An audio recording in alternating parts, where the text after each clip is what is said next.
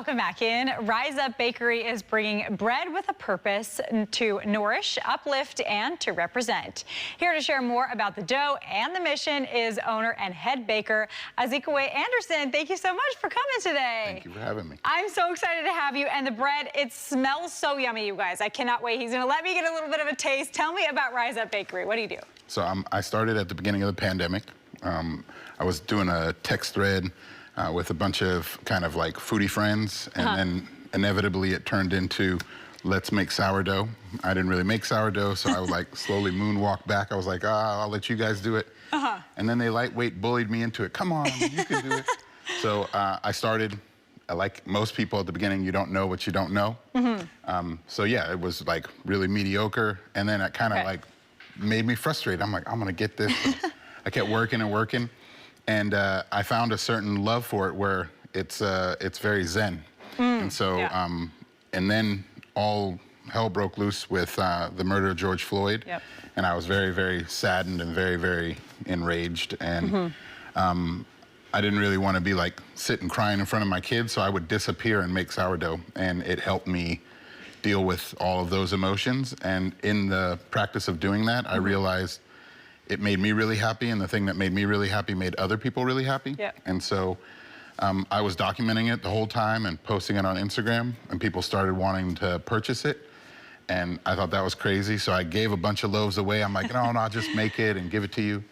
And then people were like, no, come on, we want to support you. And so I kept making, went from like 4 loaves a week to 30 loaves a week to I got a write-up in Chronicle, and next thing I had like 500 orders. Oh my goodness. And yeah, and so I scaled a couple times, and now we're in like a 5,000 square foot building, got, 30 employees, and we're in like 70 stores. So yeah, it's been really a wild ride. I tell people I feel like I've been duct taped to the front of a rocket ship.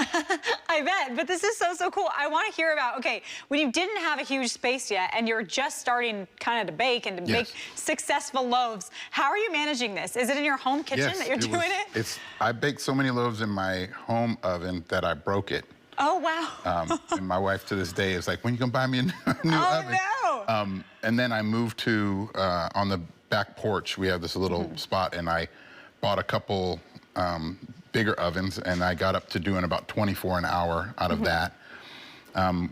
When I got up to making about 150 loaves at my house a day, that was when my wife was like, this is so cool, you should go somewhere else. So, get on out of here. And then from there I moved into kind of a dilapidated kitchen that I refurbished. Wow. And then I was there for a year, and then we moved into where we are now.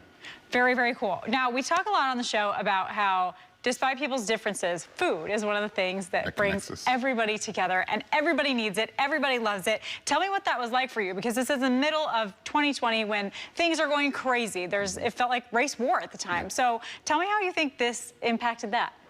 Well, I know what it feels like to be othered. When I first started baking, I realized a lot of things. Nothing like having a lot of time to think about your life. I realized I'd never had a black teacher. I realized that I had never seen anyone that looked like me make artisan bread. And so I started to want to be the change that I'd like to see. And I realized when I was like baking in my down making loaves in my basement by myself, I would put myself up on Instagram Live. I kind of consider myself an Instagram baker. That's how I got started.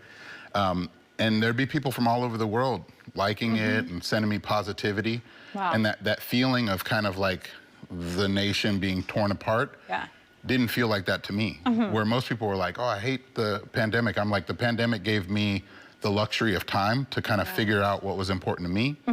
And so I've taken that and I try to like put that back out. So whether it's collaborating with local other POC businesses to like collab on different loaves and what goes into loaves. When you put stuff into a loaf, it's called inclusion. And I say I like to make our inclusions inclusive. So I basically want people to see themselves and their cultures in the bread so that they feel represented. Amazing. So speaking of which, I want to talk about the breads that we have here today. Tell me about the differences and what kind of breads these are. So this is our OG. OG stands for Original Gangster. That's what I learned how to make first. This is a masala loaf, which is beautiful. I made this in collaboration. The very first time I got a write-up in the Chronicle, it was with Lena, and she's of Indian descent, so we collaborated on that loaf. That's really near and dear to my heart. Oh, cool. We have our K-pop loaf. It's made with gochujang from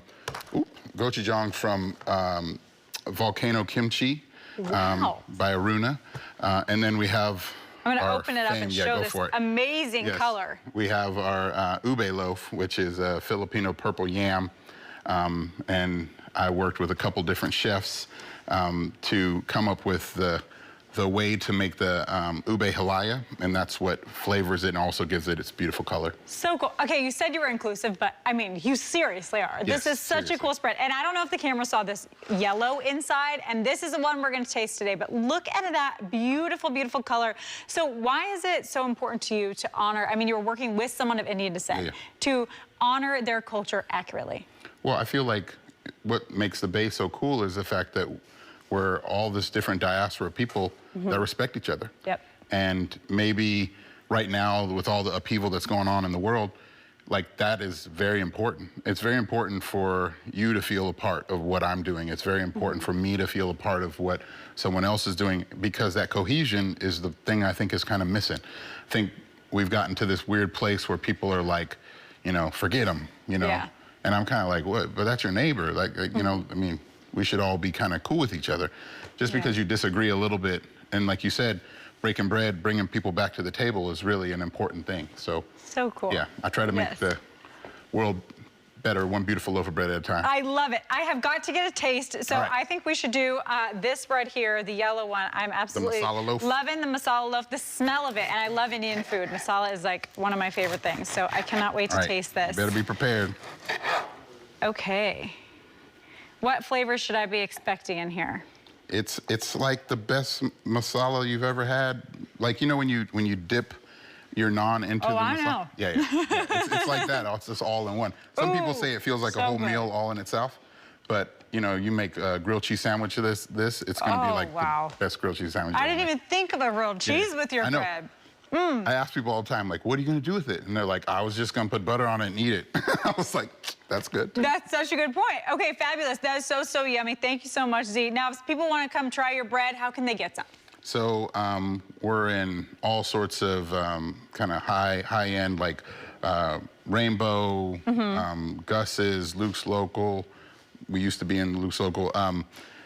We are in like 70 stores around the Bay. You can go to our website and find we have like a store locator. And then we're in like 10 farmers markets a week as well. And that's like near and dear to my heart, because when you come and you actually get to meet us and talk about food and all the things. And we've got a lot of things that aren't in normal stores, like pastries and hand pies and things like that. So fabulous. Well, it was so lovely to meet you. Thank you so much for sharing your story and giving me a taste. Thank you so much. I'm glad you like it.